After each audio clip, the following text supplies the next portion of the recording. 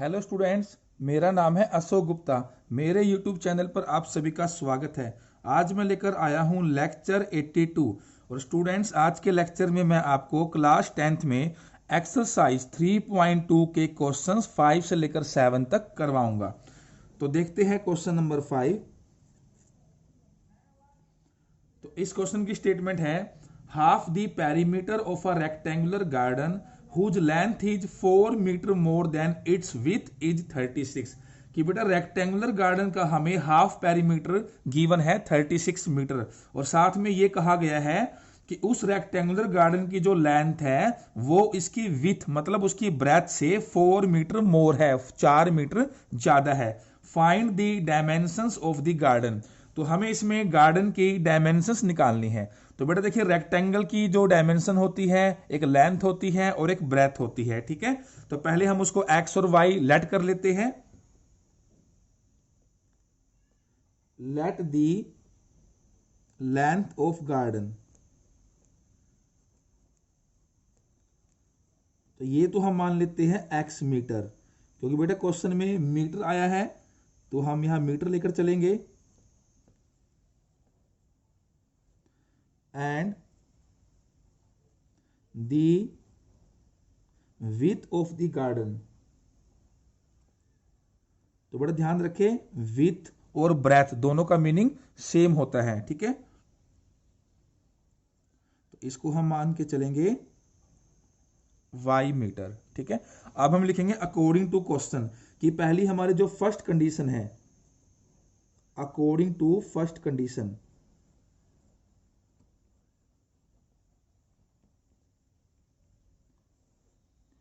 तो हमें गिवन है रेक्टेंगुलर गार्डन का जो हाफ पेरीमीटर है वो 36 है। तो बेटा देखिए, आपको पता है रेक्टेंगल का जो पेरीमीटर का फॉर्मूला है वो क्या होता है, 2 × L + B, length plus breadth. ठीक है, अब यहां पर हमें गिवन है इसका हाफ, तो इसका हाफ का मतलब क्या है कि इसके डिवाइड में मैं क्या कर दूं, 2 कर दूं। ठीक है, तो इसका हाफ हो गया और ये हमें गिवन है 36 मीटर के इक्वल।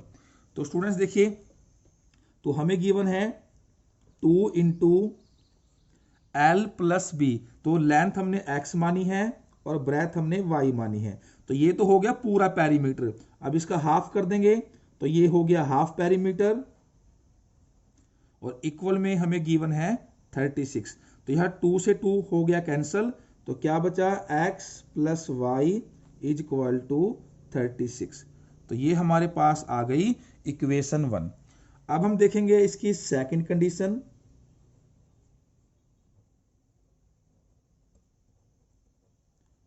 तो सेकंड कंडीशन में हमें गिवन था कि इस रेक्टेंगुलर गार्डन की जो लेंथ है वो इसकी विथ से, इसकी ब्रेथ से 4 मीटर ज्यादा है।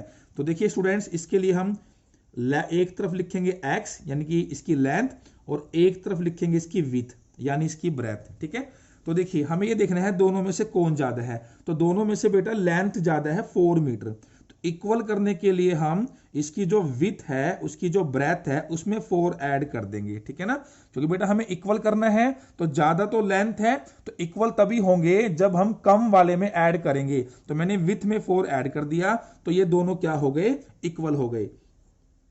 तो y को लेफ्ट में लेकर आएंगे तो माइनस का हो जाएगा, इक्वल में क्या बचेगा, +4। तो ये हमारे पास आ गई इक्वेशन 2। अब बेटा इन दोनों इक्वेशंस का यूज करके हमें गार्डन की डायमेंशंस निकालनी है, यानी एक लेंथ निकालनी है और एक ब्रेथ। तो इसके लिए हम पहले इसका ग्राफ ड्रॉ करेंगे और फिर ग्राफिकल रिप्रेजेंटेशन से इसके सोल्यूशन फाइंड आउट करेंगे। तो सबसे पहले हम दोनों इक्वेशंस की टेबल्स को बना लेते हैं।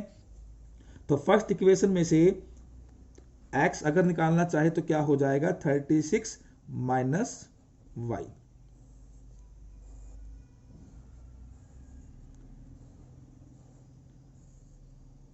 तो x और y, तो कम से कम हमें 2 वैल्यू y की चाहिए और 2 वैल्यू x की, जिससे हमारा ग्राफ बन सके। तो बेटा देखिए, यहां मैं y को पुट करूंगा। जैसे मान के चलिए मैं y को 20 पुट करता हूं, तो देखिए 36 - y, तो y को मैंने क्या लिया 20, 36 - 20 तो ये आ गया 16। अगर मैं y को लेकर चलूंगा 16, तो 36 - 16, तो यहां से माइनस करोगे तो क्या आएगा 20। यानी मैंने y को 20 पुट किया तो मुझे x मिला 16, जब मैंने y को 16 पुट किया तो मुझे x मिला 20। अब सेकंड इक्वेशन में से अगर हम x निकालें तो ये माइनस का y है तो हो जाएगा प्लस का y,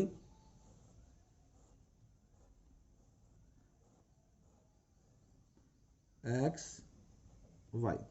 अगर यह y को 4 पुट करूं तो 4 + 4 तो x मुझे मिलेगा 8।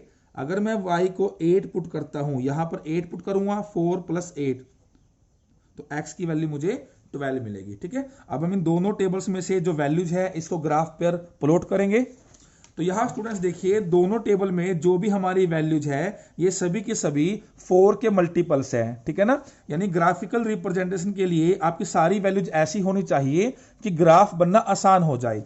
तो मैंने यहां पर देखिए ग्राफ में सभी वैल्यूज 4 मीटर की ली है, यानी जो ये हमारी 1 यूनिट है यहां से लेकर यहां तक मैंने इसको माना है 4 मीटर। तो 4, 8, 12, 16 सेम यहां पर। ठीक है, नेगेटिव वैल्यूज यहां नहीं है तो मैंने यहां नेगेटिव वैल्यूज नहीं लिखी है, आप लिखना चाहो तो लिख सकते हो। तो सबसे पहले देखिए फर्स्ट टेबल की बात करें x 16 और y 20।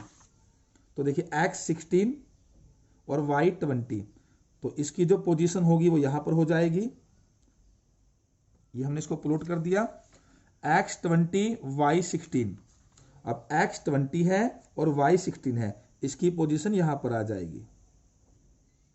अब स्केल से इसे ज्वाइन करेंगे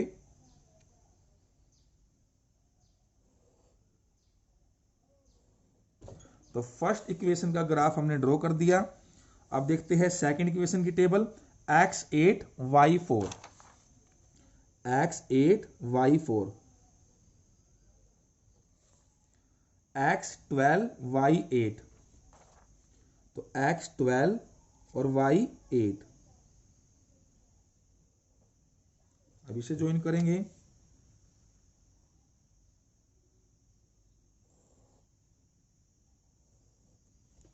तो देखिए स्टूडेंट्स अब ये दोनों जो स्ट्रेट लाइन है इस पॉइंट पे कट करती है, जहां वो कट करती है वहीं से हमें क्या मिलता है, सॉल्यूशन। तो देखिए अगर मैं इस पॉइंट के कोऑर्डिनेट्स निकालना चाहूं तो इसके कोऑर्डिनेट्स क्या बनेंगे। अगर मैं इसके नीचे देखूं वैल्यू क्या है 20, तो ये तो x की वैल्यू है। अगर हम इसके लेफ्ट में देखें तो वैल्यू क्या है 16, ये y की वैल्यू है। तो इस पॉइंट के जो कोऑर्डिनेट्स है वो है 20 16। तो यहां हम लिखेंगे 20 16। तो बेटा हमने लेंथ को x माना था और इसकी जो विड्थ है उसको हमने y माना था। तो x की वैल्यू 20 और y की value 16। So length is equal to 20 meter and width is equal to 16 meter. तो ये हमारा आंसर आ गया। क्वेश्चन नंबर 6 की स्टेटमेंट है given the linear equation 2x + 3y - 8 is equal to 0। तो बेटा यहां हम एक लीनियर इक्वेशन गिवन है, ठीक है, 2x + 3y - 8 is equal to 0। तो यहां पर जो कांस्टेंट टर्म है -8 मैंने इसको राइट में कर दिया तो ये प्लस का 8 हो गया। ठीक है, right another linear equation in 2 variables such that. तो बेटा हमने क्या करनी है, एक दूसरी लीनियर इक्वेशन लिखनी है सच दैट, इस तरीके से the geometrical representation of the pair so formed is। तो बेटा इसके 3 पार्ट्स है। फर्स्ट पार्ट है intersecting lines, second parallel lines और थर्ड है coincident lines। तो देखिए स्टूडेंट्स सबसे पहले है फर्स्ट पार्ट। तो फर्स्ट पार्ट में हमें गिवन है intersecting लाइन।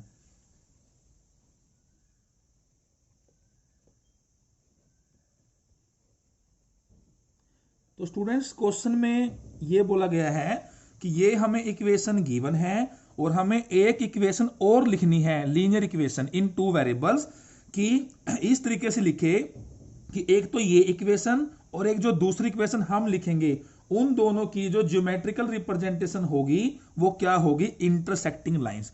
बेटा इसमें हमने ग्राफ ड्रॉ नहीं करना है, सिर्फ हमने यहां इक्वेशन लिखनी है। तो बेटा इंटरसेक्टिंग लाइंस के लिए कंडीशन क्या होती है, a1 by a2 is not equal to b1 by b2। ठीक है, तो आप कोई भी यहां एग्जांपल दे सकते हैं, कोई भी इक्वेशन आप यहां लिख सकते हैं लेकिन यहां पर ये जो कंडीशन है वो सेटिस्फाई होनी चाहिए, ठीक है।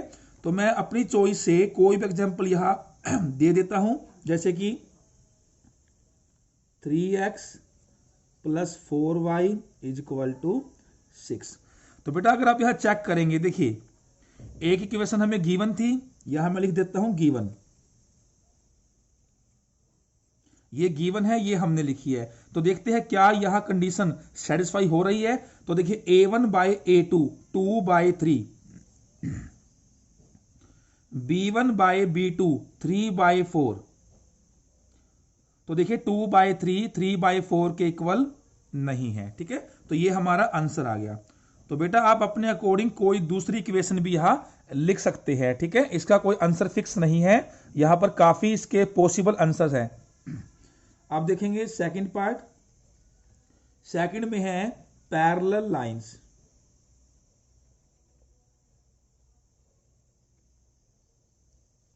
तो यहां पर हम इक्वेशन लिखेंगे, एक तो ये इक्वेशन जो गिवन है, एक हम लिखेंगे उन दोनों की ग्राफिकल रिप्रेजेंटेशन कैसी होनी चाहिए, पैरेलल लाइंस। तो बेटा पैरेलल लाइंस में कंडीशन है a1 by a2 is equal to b1 by b2 is not equal to c1 by c2। तो यहां पर मैं एग्जांपल लेकर चल रहा हूं, 4x plus 6y is equal to 11, ठीक है। अब यह चेक करते हैं, देखिए एक हम इक्वेशन गिवन है, एक हमने यहां लिखी है a1 बाय a2, तो यहां से बनेगा 2 by 4, b1 by b2 3 by 6, c1 by c2 8 by 11। तो देखिए स्टूडेंट्स, अगर मैं इसे सोल्व करूं तो यहां से 1 बाय 2, यहां से 1 बाय 2। तो देखिए 1 बाय 2 1 बाय 2 ये दो तो इक्वल है, लेकिन थर्ड इक्वल नहीं है, ठीक है। 1 by 2 is equal to 1 by 2, ये दोनों इक्वल है बट थर्ड इक्वल नहीं है। यानी ये जो कंडीशन है इस एग्जाम्पल में इसके साथ लेने के बाद सेटिस्फाई हो रही है। तो ये हमारा आंसर आ गया। अब देखेंगे इसका थर्ड पार्ट। थर्ड पार्ट में है कोइंसिडेंट लाइंस।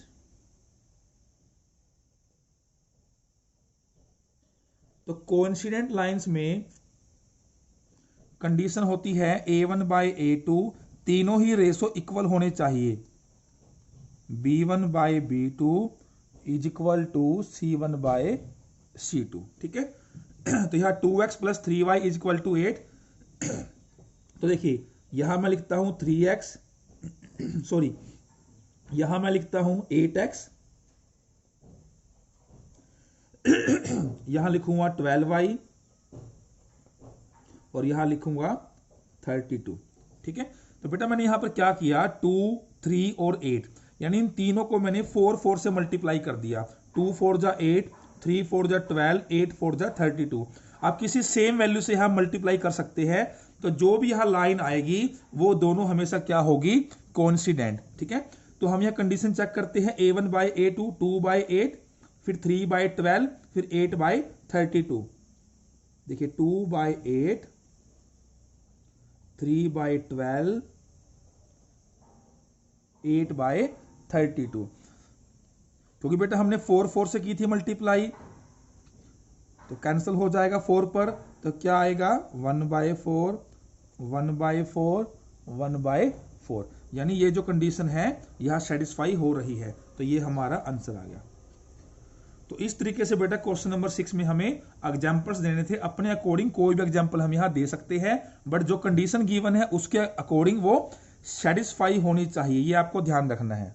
क्वेश्चन नंबर 7 है, draw the graphs of the equations x minus y plus 1 is equal to 0 and 3x plus 2y minus 12 is equal to 0। तो बेटा सबसे पहले यहां हमें 2 इक्वेशंस गिवन है और हमें स्टेटमेंट में बोला गया है कि इनके ग्राफ को ड्रॉ करें, ठीक है। तो पहले हम ये काम कर लेते हैं, उसके बाद जो बाकी का स्टेटमेंट में गिवन है हम बाद में देखेंगे। तो फर्स्ट इक्वेशन है x minus y plus 1 is equal to 0, ठीक है। तो यहां से हम x निकाल लेते हैं, तो x की वैल्यू क्या होगी, प्लस का 1 है माइनस का हो जाएगा, राइट में जाकर ये माइनस का y है तो प्लस का हो जाएगा। तो पहले हम इसकी बना लेते हैं टेबल।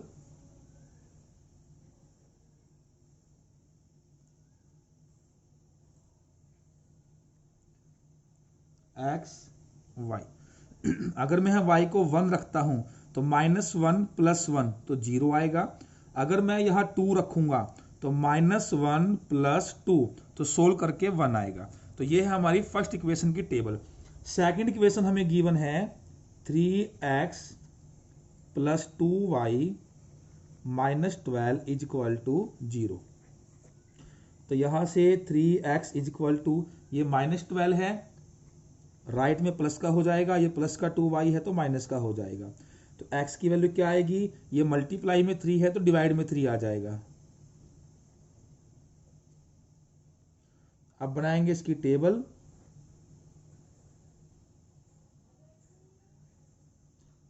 x y, तो बेटा जब डिवाइड में कोई नंबर होता है तो वहां पर हमें जो हम वैल्यू पुट करेंगे इस तरीके से पुट करेंगे कि न्यूमरेटर को सोल्व करके वो पूरा पूरा 3 से डिवाइड हो जाए, ये आपको ध्यान रखना है। जैसे यहां पर डिनोमिनेटर में कुछ नहीं था तो यहां पर अपनी चॉइस की आप कोई भी वैल्यूज को यहां पुट कर सकते हैं, बट बेटा यहां ऐसा नहीं होगा, ठीक है। जैसे मैं यहां y को रखूंगा 0, अगर मैं यहां y को 0 रखूंगा देखिए क्या आएगा, x = 12 - 2y, 2 × y को मैंने रखा 0 डिवाइडेड बाय 3, तो बेटा ये 0 हो जाएगा, ठीक है। 2 × 0 0, तो क्या बचा 12, और 12 पूरा पूरा 3 से डिवाइड हो जाता है, ठीक है। तो मैंने y को रखा 0 तो मुझे x का मिला प्लस का 4। अगर मैं यहां रखता हूं y को 3 तो देखिए x = 12 - 2y, 2 × y को मैंने रखा 3 डिवाइडेड बाय 3, तो यहां से ये आएगा 2 3 जा 6 बाय 3, तो 12 - 6 6, और 6 पूरा पूरा 3 से डिवाइड हो जाता है, तो यहां पर क्या आएगा 2, ठीक है। तो ये हमारे पास बन गई इक्वेशन 2 की टेबल। अब हम इसका ग्राफ ड्रॉ करेंगे। स्टूडेंट्स यहां पर देखिए टेबल में जो वैल्यूज है छोटी है, तो मैंने यहां पर 1 यूनिट को 1 ही लिया है, 1 2 3 4 सेम मैंने यहां पर लिया है। अब हम इन वैल्यूज को प्लॉट करेंगे। तो सबसे पहले फर्स्ट टेबल देखिए x0 y1, तो बेटा 0 तो ओरिजिन पे होगा और y क्या है 1, तो ये इसकी हो जाएगी पोजीशन। फिर है x1 y2, x1 y2, तो इसकी पोजीशन यहां पर हो जाएगी। अब इसे स्केल से ज्वाइन करेंगे।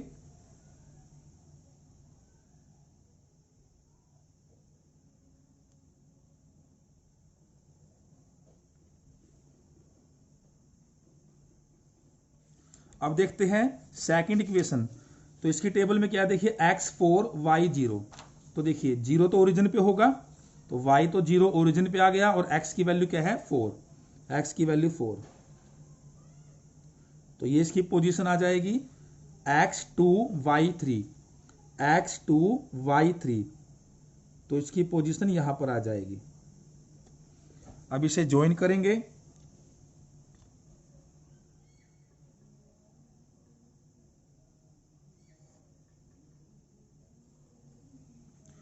तो स्टूडेंट्स देखिए हमने ग्राफ को ड्रॉ कर दिया। अब हम देखते हैं स्टेटमेंट में फिर आगे क्या कहा गया है। Determine the coordinates of the vertices of a triangle formed by these lines and the x axis and shade the triangular region. तो बेटा यहां हमें ट्रायंगल के वर्टिसेस निकालने हैं, जो एक तो इन दोनों लाइन से बना है और एक कहां बना है एक्स एक्सिस से। तो देखिए स्टूडेंट्स अभी मैंने यहां पर ग्राफ ड्रॉ किया है, तो यहां पर आप ट्रायंगल को ऑब्जर्व कर पा रहे होंगे, लेकिन यहां पर आपको 2 ट्रायंगल्स नजर आएगी। देखिए अगर हम यहां देखिए ये भी आपकी क्या है एक ट्रायंगल है, आप यहां देख सकते हैं। अगर आप इस तरफ देखिए ये भी क्या है आपकी ट्रायंगल, लेकिन बेटा यहां हमें ट्रायंगल वो लेनी है जो एक्स एक्सिस पर है। यहां बोला हुआ है ना दीज लाइंस, एक तो ये लाइंस और एक्स एक्सिस।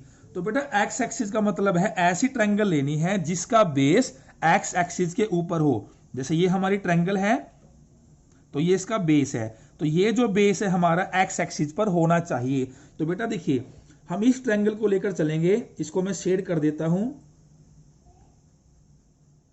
ये हमारी ट्रायंगल होगी। अब ऑब्जर्व कीजिए, ये जो ट्रायंगल है इसका जो ये बेस है, ये जो बेस है वो एक्स एक्सिस के ऊपर है, ठीक है। तो अब हमने निकालना क्या है, इसके कोऑर्डिनेट्स निकालने हैं। किसके कोऑर्डिनेट्स, इस ट्रायंगल के वर्टिसेस। तो बेटा ट्रायंगल में वर्टिसेस क्या होते हैं, कॉर्नर। जैसे ये एक ये कॉर्नर है, एक ये कॉर्नर है, ठीक है। तो ट्रायंगल के अंदर बेटा 3 वर्टिसेस होते हैं। तो देखिए एक ये वर्टेक्स है, एक इसका ये वर्टेक्स है और एक इसका ये वर्टेक्स है, ठीक है, जिसको हम बोलते हैं वर्टिसेस। तो बेटा इन तीनों वर्टिसेस के हमें कोऑर्डिनेट्स निकालने हैं। तो देखो बेटा ये जो पहला हमारा पॉइंट है, पहला जो वर्टेक्स है, इसके कोऑर्डिनेट्स क्या होंगे, x की वैल्यू 2, y की वैल्यू 3। तो यहां होगा 2 3। अगर हम बात करें इस वर्टेक्स की, तो यहां पर देखिए x की वैल्यू क्या है, -1, और बेटा ये x एक्सिस है, तो x एक्सिस के ऊपर y क्या होता है, 0। जो x एक्सिस है उस पर y 0 होता है, जो y एक्सिस होता है उस पर x 0 होता है। ये बात भी आपको पता होनी चाहिए। अब जो इसका तीसरा वर्टेक्स है, इसके कोऑर्डिनेट्स क्या होंगे, देखिए यहां पर x की वैल्यू क्या है, 4। अब ये x एक्सिस है तो y क्या हो जाएगा, 0। तो बेटा देखिए यहां पर हमने तीनों वर्टिसेस के कोऑर्डिनेट्स निकाल दिए, 2 3, -1 0, 4 0। तो हम यहां लिखेंगे वर्टिसेस आर,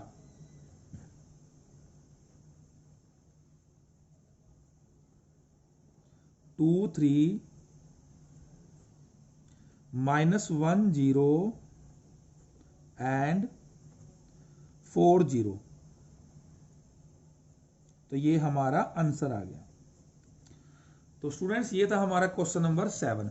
तो बेटा आज की क्लास में मैंने आपको एक्सरसाइज 3.2 के क्वेश्चंस 5 से लेकर 7 तक करवाए हैं। आई होप आपको ये क्वेश्चंस अच्छी तरह समझ आ गए होंगे।